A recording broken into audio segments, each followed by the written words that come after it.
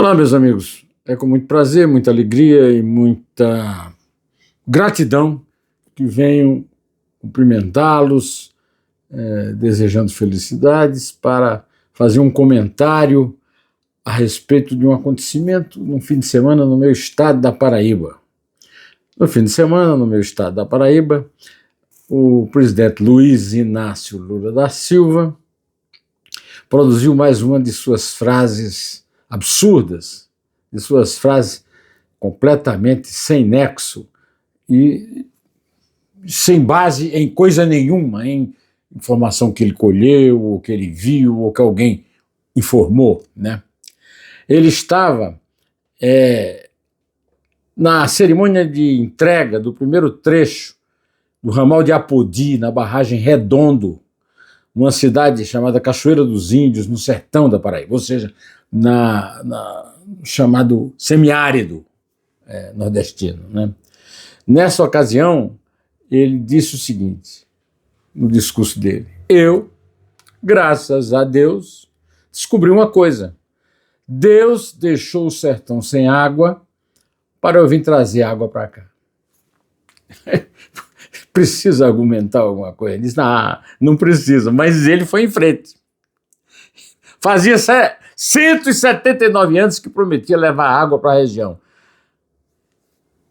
Essa decisão foi a mais importante que eu tomei na minha vida, porque era uma obra que muita gente não acreditava que a gente pudesse fazer por causa disso. 179 anos que o povo prometia água. Na verdade, o presidente da República que mais fez pela entrega de depósitos de água para socorrer o sertanejo das secas, da falta de chuva, foi o paraibano Epitácio Pessoa, um juiz em Haia, imaginem vocês, que foi eleito na corrida na República Velha por causa da morte do presidente eleito, Rodrigues Alves, reeleito, aliás, né?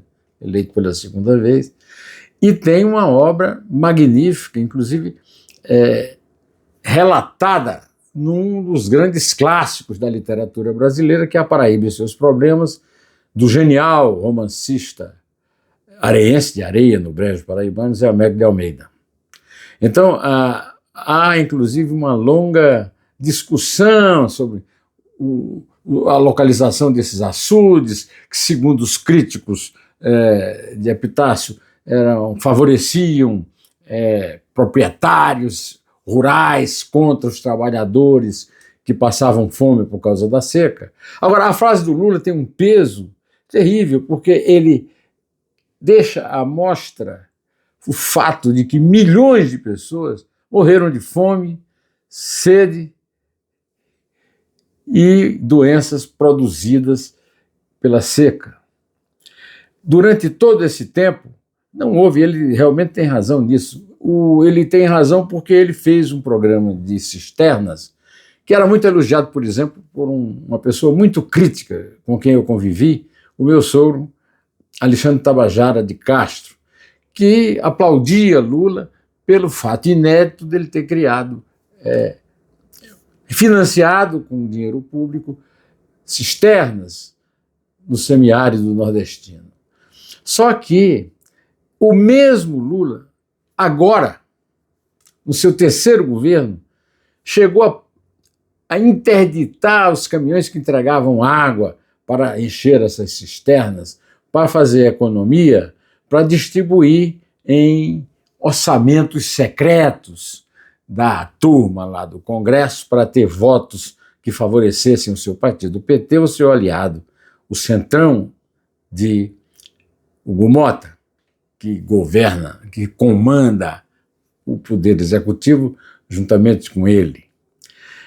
Isso, eu quero dizer a vocês que isso foi desconsiderado há muito tempo. Não é? O Lula não está inaugurando só agora, na sua senilidade, né, essa sua fase de dizer besteira e dizer, inclusive, coisas absolutamente ofensivas a pessoas, coisas preconceituosas, racistas, machistas, não apenas agora, mas também nos seus governos. Só que nos 2 primeiros governos ele era muito popular. Agora ele carrega a denúncia, que já está completando 20 anos, do Mensalão, a famosa entrevista do Roberto Jefferson para a Renata Del Prete, da Folha de São Paulo, sobre o Mensalão, né? Depois disso, ele chegou a ser preso por corrupção. Foi solto por decisão superior do Supremo Tribunal Federal, a partir de uma iniciativa de Augusto Aras, procurador-geral da República, nomeado por seu adversário e antecessor, Jair Bolsonaro. Toda essa carga vem junto com uma gestão absolutamente diferente das 2 primeiras.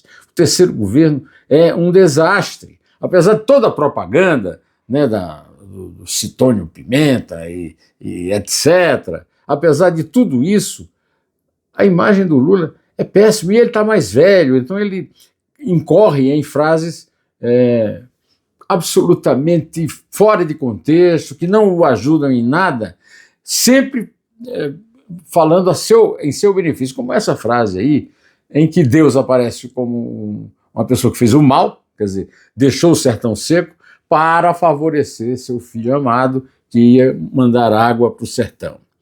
Mas, de acordo com o levantamento do site Poder 360, no 10º mês do governo, desse terceiro governo Lula, o Lula já tinha uma pleiade, né, dessas sentenças sem sentido, né?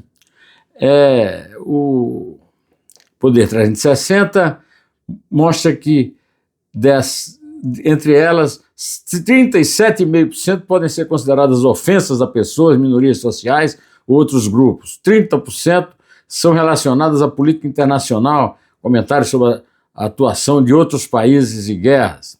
Em Cabo Verde, por exemplo, lá na África, ele agradeceu ao presidente José Maria Neves, daquele país, pela contribuição que a escravidão africana deu à economia brasileira.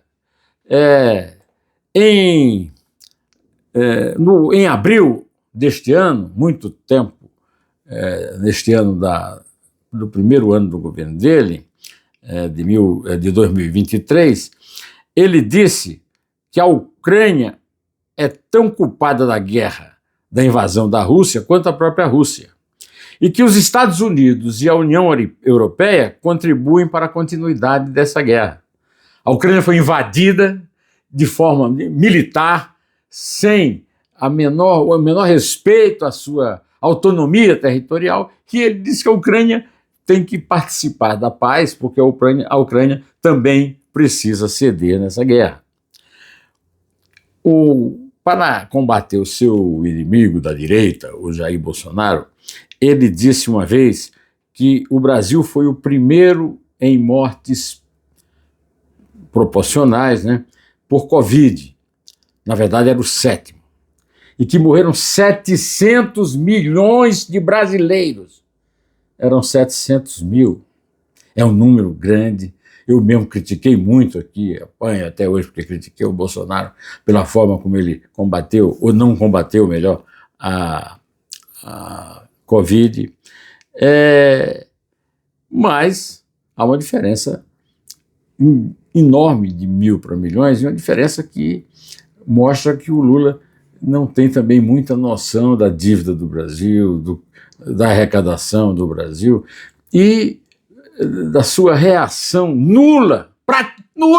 Até agora, o escândalo do INSS, Instituto Nacional do Seguro Social, não teve solução para 10 milhões.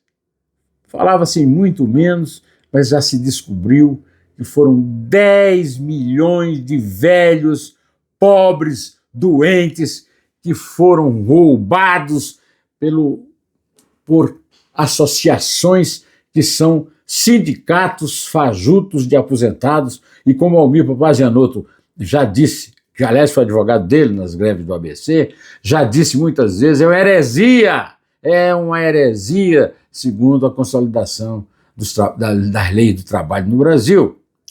Pois é, meus amigos, isso aí tudo vem agravado pela inflação. Você vai comprar alimentos e você paga muito mais caro do que aparece nos índices idiotas do Instituto Brasileiro de Geografia e Estatística, do militante petista e lulista Márcio Postman, lá da Unicamp, né? Você vê na rua o brasileiro empobrecido, as firmas de apostas em jogos de futebol explorando os pobres, matando e logando na miséria, na fome, os brasileiros que se viciam nesse tipo de jogo na esperança de ganhar algum dinheiro em jogos de azar, né? E a providência que tomaram no começo do governo de colocar a Cristina Charão, que era assessora de imprensa da mulher dele, Janja da Silva, para escrever os seus discursos, de nada adiantaram, conforme mostra isso que acaba de acontecer lá no sertão da Paraíba, com essa declaração absolutamente desastrosa, que eu reconheço inúmeras dessas declarações, mas tenho que declarar que essa é a maior de todas, porque a vítima é Deus, e ele se diz cristão, ele se diz um devoto de Deus, né? Agora, a situação é diferente. Isso tudo está comprometendo muito a possibilidade dele vir a se reeleger em 2026, embora também a polarização criminosa entre direita e esquerda no Brasil possa, mais uma vez, favorecê-lo, como aconteceu na eleição que ele ganhou agora recentemente, né? A eleição de 22. Em 26, a situação dele não será tão tranquila e também a repercussão dessa desastrada gestão dele poderá produzir, muito possivelmente, adversários também não muito capacitados para tirar o Brasil dessa miséria. Por exemplo, encontrar uma solução digna para os cidadãos roubados pelo aliado dele, o PDT de Carlos Lupe, e que até hoje ele não resolveu, ele não sabe como fazer, já se falou até em usar imposto nosso para pagar, mas punir e tomar dinheiro de volta de quem roubou, ninguém achou uma solução para isso. Ninguém sabe, ele não fala sobre isso, se esconde e produz frases dessa capacidade de dizer besteira que ele tem. Eu vou ficando por aqui, direto ao assunto. Até!